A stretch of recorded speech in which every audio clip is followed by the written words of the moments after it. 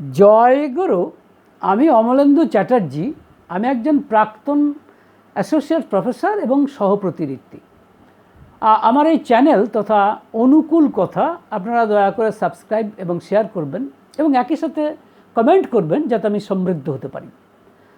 আজকে আমি একজন ভক্তের জীবনে কতগুলি তথাকথিতভাবে আশ্চর্য ঘটনা আলোচনা করব এবং বোঝার চেষ্টা করব যে এগুলির কারণ কী এবং কী করে এটা ঘটেছিল। বলা বাহুল্য, এই ভক্তটির নাম বালকৃষ্ণ কাপুর। তিনি 1920 সালে জন্মেছিলেন লাহোরে, বর্তমানে যা পাকিস্তানের অন্তর্গত। ইনি 1950 সালের 12ই জুন শ্রী শ্রী ঠাকুর অনুকূলচন্দ্রের সৎ নামে দীক্ষিত হয়েছিলেন এবং যখন তিনি প্রথম শ্রী শ্রী ঠাকুর অনুকূলচন্দ্রের সাথে দেখা করতে গিয়ে যান এবং জানতে চান ইংরেজিতে যে আমি আমার এই নতুন জীবন কিভাবে যাপন করব, তখন ঠাকুর বলেছিলেন, ইংরেজিতেই বলেছিলেন যে follow the footsteps of Lord Krishna, move in the way of Chanakya, but with active devotion like Hanuman. মানে প্রভু শ্রীকৃষ্ণের পদাঙ্ক অনুসরণ করো, চাণক্যের চলন অনুযায়ী চলো, কিন্তু হনুমানের মতো সক্রিয় ভক্তি নিয়ে। যদিও বালকৃষ্ণ কাপুরদা অত্যন্ত একজন সাধারণ ভক্ত ছিলেন, কিন্তু তার একটি অসাধারণ ক্ষমতা ছিল এই যে তিনি কিন্তু ঠাকুরের প্রতি তার হনুমানের মতো সক্রিয় ভক্তি ছিল এবং আশ্চর্য রকমের অগাধ ভক্তি, নিখাদ ভক্তিটি ছিল এবং বিশ্বাস, সাংঘাতিক রকমের বিশ্বাস ছিল, যেটি কোনো দিনই মানে যেটাকে বলে নিষ্প্রশ্ন এবং একেবারে একেবারে নিগূঢ় বিশ্বাস ছিল ঠাকুরের উপরে। এবং যে ঘটনা বলতে যাচ্ছি তার সঙ্গে একেবারে প্রত্যক্ষ সম্পর্ক রয়েছে। একবার বালকৃষ্ণ কাপুরদাকে ব্যাঙ্গালোরে গিয়ে থাকতে হয়, কারণ সেখানে তার তার একজন ছেলে ধৃতি কাপুর বলে নাম, তিনি ওই ব্যাঙ্গালোরে ব্যবসা আরম্ভ করেন, তাই তাকে কয়েকবার যেতে হয়েছিল। একবার যখন তিনি ব্যাঙ্গালোরে ছিলেন তখন তার আবার হার্ট অ্যাটাক হয় এবং সেখানে একজন স্বনামধন্য চিকিৎসক নাম হচ্ছে ডক্টর পাই, তিনি তাকে নার্সিংহোমে ভর্তি হতে বলেন এবং তিনি নার্সিংহোমে ভর্তি হন এবং ডক্টর পাই প্রতিদিন সকালে তাকে দেখে যেতেন। 3-4 দিন পরে দেখা গেল যে তার একটা আশ্চর্য রকমের হেঁচকি শুরু হলো এবং সে হেঁচকি আর থামে না। 3-4 দিন হয়ে গেল, থামছে না, একবারে যাকে বলে নিরবিচ্ছিন্ন এই হেঁচকি চলছে। তখন ডক্টর পাই তার একরকম আশা ছেড়ে দিলেন এবং বলেই ফেললেন কাপুরদাকে যে আমি কিন্তু আপনার জন্য প্রার্থনা করছি, আপনার আরোগ্যের জন্য প্রার্থনা করছি। মিস্টার কাপুর, আমি কিন্তু এর আগে কোনো রোগীর জন্য প্রার্থনা করিনি, আপনার এই অবস্থা দেখে আমি প্রথম এই প্রার্থনা শুরু করেছি। এবং 6 দিনের মাথায় যখন এই হেঁচকি কিছুতেই কমছে না, 6 দিন চলছে, হঠাৎ কাপুরদা একদিন অনুভব করলেন যে ঠাকুর এসেছেন এবং ঠাকুর এসে বলছেন, কি হয়েছে তোর কিছুই হয়নি, তোর কোনো রোগই নেই, ওঠ। এবং তিনি যেন হাত ধরে তাকে তুললেন এবং তিনি উঠে বসলেন এবং সেই উঠে বসতে মনে হলো তিনি সত্যি সত্যি উঠে বসেননি, কিন্তু এটা ঘটনা যে সেই রাত্রে তার কিন্তু হেঁচকি থেমে গেল। সকালবেলায় যখন ডক্টর পাই তাকে এসে দেখছেন যে রোগী বেডের উপরে বসে আছে, তিনি যাকে বলে প্লেজেন্টলি সারপ্রাইজড হয়েছেন, মানে অবাক হয়ে গেছেন এবং অবাক হয়ে বলছেন, এটা কি করে হলো কাপুরদা? তখন ডক্টর কাপুর বললেন, আপনার প্রার্থনাতে আমার এই রোগ সেরেছে। তখন এই ডক্টর পাই অত্যন্ত আনন্দিত বলছেন, সত্যি তাহলে প্রভু আমার এই প্রার্থনা শুনেছেন, এই কথা তিনি বলছেন। এখন এবং 2 দিনের মধ্যেই তিনি সুস্থ হয়ে গেলেন এবং ব্যাঙ্গালোর থেকে ডাক্তারের পরামর্শ নিয়ে ব্যাঙ্গালোর থেকে কলকাতায় তার নিজের যে হোম টাউন সেখানে ফিরে এলেন। এই হচ্ছে ঘটনা। এখন কথা বলতেই হবে যে কি ঘটেছিল। সত্যি কি ঠাকুর এসেছিলেন এবং ঠাকুর এভাবে বলেছিলেন, নাকি এটা তার একেবারে একটা ইলিউশন, অর্থাৎ একেবারে একটা যাকে বলে একটা ভ্রম বা ভ্রান্তি দর্শন, এরকম একটা কথা এসে যাচ্ছে। কিন্তু একটা কথা বলতেই হবে যে তার এটা ভ্রান্তি দর্শনই হোক আর সত্যিই হোক, এটা তিনি বারবার কিন্তু বলেছেন চোখে দেখেননি, তিনি অনুভব করেছেন। তিনি ঠাকুরকে কিন্তু চোখে দেখেননি, কিন্তু অনুভব করেছে, এটা তার বক্তব্য, এটাও বুঝে নিতে হবে। তবে একটা কথা তো ঠিক যে তার যে রোগটা ভালো হয়ে গেছিল এতে তো কোনো সন্দেহ নেই, কারণ সেই হেঁচকি সারা জীবনে আর দ্বিতীয়বার তো হয়নি, এটা একটি কথা। দ্বিতীয় কথা এই যে 6 দিন ধরে যে নিরবিচ্ছিন্নভাবে হেঁচকিতে ভুগছে, তার 2 দিনের মধ্যে সুস্থ হয়ে যাওয়াটা কি সহজ? আর 2 দিনের মধ্যে সুস্থ হয়ে যার নাকি হার্ট অ্যাটাক হয়েছে, সে একেবারে ব্যাঙ্গালোর থেকে কলকাতা চলে এলো, যদি না সে রোগ থেকে সম্পূর্ণ মুক্তি লাভ করে। আর এটি কি করে সম্ভব? যেটা কাপুরদার বক্তব্য যে যেন ঠাকুর এসে এটা করে দিলেন, বলে দিলেন এবং করলেন। এবং এটা কিন্তু আমি কিন্তু মনে রাখবেন, আমি কিন্তু কোনো বিজ্ঞানসম্মত তথাকথিত ব্যাখ্যা দিয়ে এটাকে প্রমাণ করার চেষ্টা করব না যে সত্যিই ঠাকুর এসেছিলেন এবং ঠাকুর এসে এগুলো করেছিলেন। নো, তার কারণ আমি শ্রী শ্রী ঠাকুরের একজন ভক্ত হিসেবে এটাই বলতে চাই যে ঠাকুর অনুকূলচন্দ্র যা বলে গেছেন, বহুবার তিনি বলেছেন যে তিনি কিন্তু কোনো মিরাকেলে বিশ্বাস করেন না, তিনি কোনো সুপারন্যাচারাল ফেনোমেনন, কোনো অত্যাশ্চর্য বা অতি প্রাকৃতিক ব্যাপারে বিশ্বাস করেন না। তিনি বারবার বলতেন যে প্রত্যেকটি ঘটনার পিছনে একটি কারণ আছে, সব কিছুর পিছনে একটি কজ অ্যান্ড ইফেক্ট রিলেশনশিপ আছে, এমনি এমনি কিছু ঘটনা। তাই এ ঘটনাটিও নিশ্চয়ই এর পিছনে একেবারে নিখাদ কোনো বিজ্ঞানসম্মত কারণ আছে। কিন্তু যেহেতু আমি জানি না, তাই জোর করে আমি কোনো মতবাদ দিয়ে বা কোনোভাবে কোনো সায়েন্সের কোনো জিনিসকে নিয়ে এসে বা কোনো লজিককে নিয়ে এসে এটাকে ব্যাখ্যা করার অপচেষ্টা আমি অন্তত করব না। তবে এটা ঠিক, ঘটনা তো ঘটেছে। তার কারণ আমি অন্তত 1 ডজন ভক্তকে জানি যাদের সাথে কাপুরদার মানে একাধিকবার কথাবার্তা হয়েছে, এবং কাপুরদা এই ঘটনা তাদেরকে অনেকবারই কিন্তু বলেছেন। এবং তাদের মধ্যে আমি যে কয়েকজন ভক্তের কথা বলছিলাম 1 ডজন, তার মধ্যে 2-1 জন কিন্তু এখনও জীবিত আছেন। কাজেই এটা কিন্তু সত্য।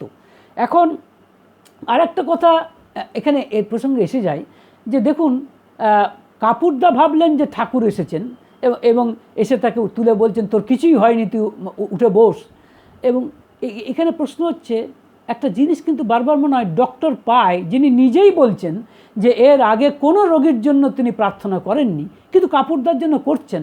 এটা কোথাও যেন আমার যদি এরকমভাবে ব্যাখ্যা করি যে ঠাকুরের উপস্থিতি, যেটা অন্তত উপস্থিতি বলতে কীরকম, অন্তত এটা তো ঠিক যে কাপুরদা ওই রোগগ্রস্ত থাকাকালীন নিঃসন্দেহে নাম ধ্যান করেছিলেন, নাম করেছিলেন, ঠাকুরের দেওয়া সৎ নাম তিনি বারবার নিজের মনে উচ্চারণ করেছেন, এবং একই সঙ্গে ঠাকুরের ছবিখানি, ঠাকুরের বড় তনুখানি তিনি তার মনের আয়নায় নিরবিচ্ছিন্নভাবে দেখার চেষ্টা করেছেন।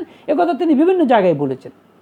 তো এর ফলে যেটা ইন্ডাকটিভ অ্যাকশন বা আবেশীকরণ একটা প্রভাব ডক্টর পায়ের মধ্যে ঘটেনি তাও কিন্তু বলা কঠিন। কে জানে, ঠাকুরের একটি অদৃশ্য কিন্তু মানে অতি সক্রিয় উপস্থিতি, তা যেভাবেই হোক, শারীরিকভাবে নাও হতে পারে, তা কারণ একটা ঘটনা,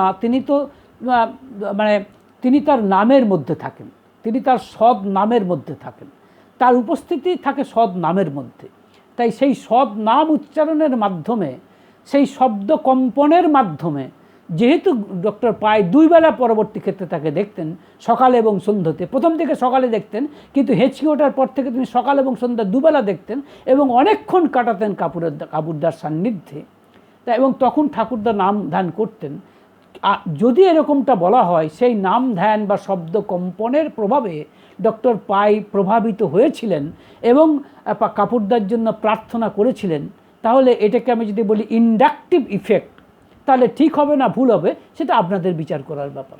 এটা আমি বলছি আমার মতো করে, কিন্তু এটা ঠিক না ভুল সেটা আপনারা বিচার করবেন। এটা আমার বক্তব্য নয়, এটা আমার ধারণা।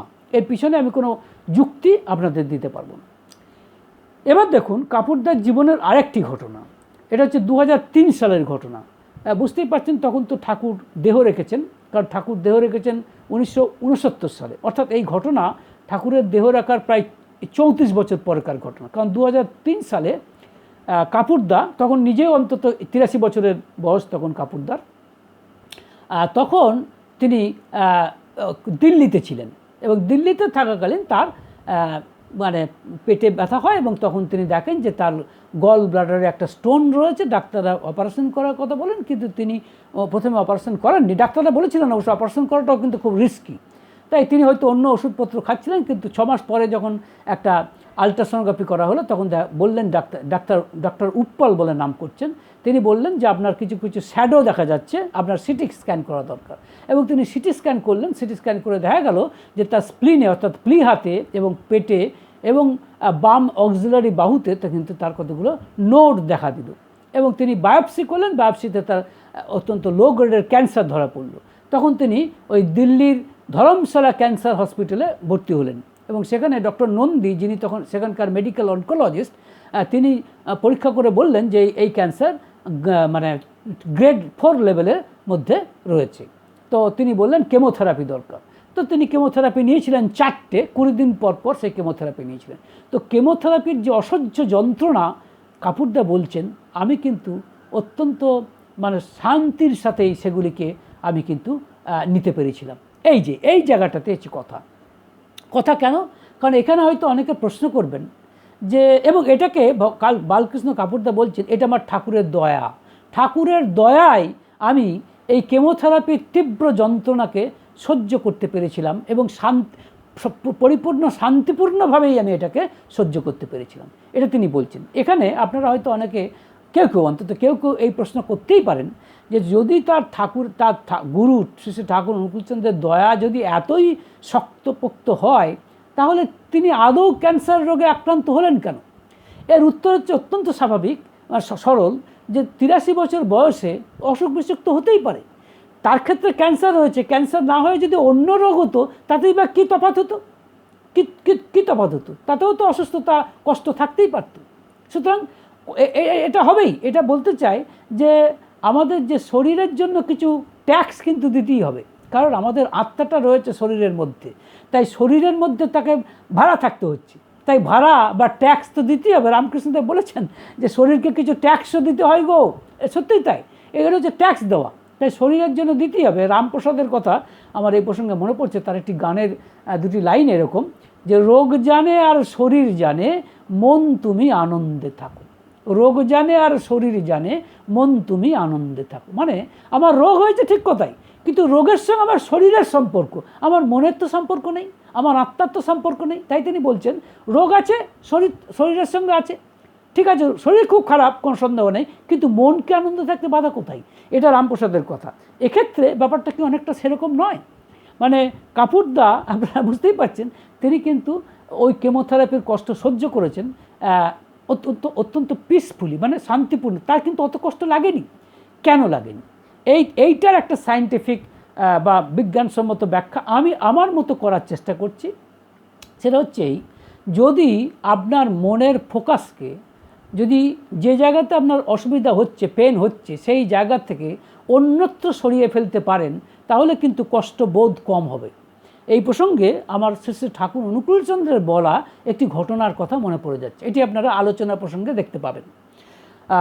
সেটি হচ্ছে যে ঠাকুর বলছেন ঠাকুরের সেদিনকে এক দাঁতের ব্যথা উঠেছে। আপনারা সবাই জানেন যে দাঁতের ব্যথা কি চূড়ান্ত কষ্টকর, এক্সক্রুশিয়েটিং পেন যাকে বলে, এবং ঠাকুর কষ্ট পাচ্ছেন ওই ব্যথায়।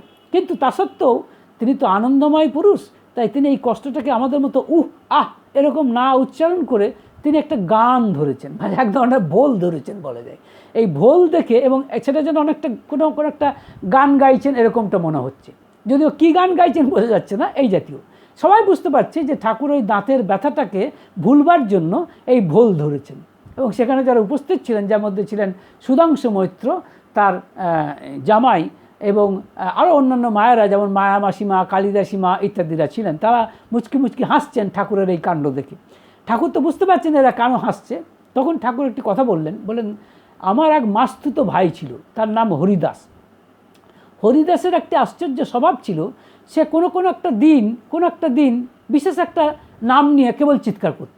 কোনো একটা দিন হয়তো বলছে কালী কালী ইত্যাদি, আবার কোনো দিন বলছে লাল্লাল্লাহ ইল্লাল্লাহ ইত্যাদি, এবং এমন করতো যে একটা বিরক্তিকর অবস্থা সৃষ্টি হতো। এবং আমার মা এই সহ্য করতে না পেরে একটা মোটা লাঠি দিয়ে তাকে পেটাতো।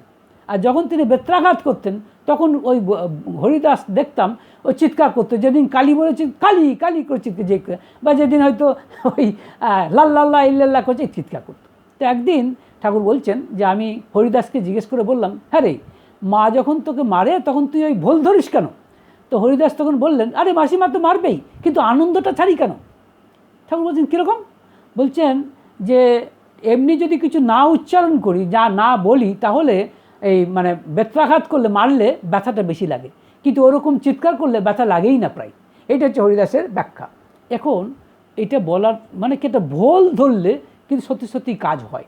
এবং এটা যে হয় আমি নিজে দেখেছি। কীরকম, আমার নিজের একবার দাঁতের অসুখ হয়েছিল, বা দাঁত পড়ে গিয়েছিল ভার্চুয়ালি নিচেরটা, তখন সেটাকে যেটাকে আজকাল কি বলে সেই অনুযায়ী বাদিয়েছে আর কি। তো সেটা করার সময় ডাক্তার প্রায় 45 মিনিট ধরে, অনেকক্ষণ ধরে কিন্তু এটা দাঁতে নানান রকম করছিলেন আর কি। সেটা অত্যন্ত ইরিটেটিং, অত্যন্ত বিরক্তিকর, আমি সহ্য করতে পারছিলাম না। তখন আমি চিন্তা করে দেখলাম, ঠিক আছে দেখি তো মাইন্ডের ফোকাসটাকে অন্যত্র সরিয়ে নিলে, এবং আমি আমার আজ্ঞাচক্র মানে আমার যে দুই ভ্রুর মাঝখানে যে জায়গা, সেইখানে ঠাকুরের ছবিকে বসিয়ে মনে মনে আমি নাম করা শুরু করলাম। এবং অনেকক্ষণ ধরে চেষ্টা করার পর অন্তত এটুকু বোঝা গেল যে কষ্টটা খানিকটা হলেও কম হচ্ছে। আমি বলছি না যে কষ্ট চলে গেছে বা বিরক্তি চলে গেছে, ইরিটেশন হচ্ছিল, কিন্তু সামান্য হলেও খানিকটা আমি যেন সহ্যের সীমা নাই সেটা ছিল। এখন এই গল্পটা অবশ্য, এই ঘটনাটা যখন ঠাকুর বলছিলেন, ঠাকুর কিন্তু তারপরে একটি ছোট্ট এবং আশ্চর্য সুন্দর একটি বাণী দিয়েছিলেন। বলেছিলেন যে ভোলের সাথে থাকলে ভাব, তবেই কিন্তু তোমার লাভ, ভাব ছাড়া ভোল যেন ছাউনি ছাড়া ঢোল।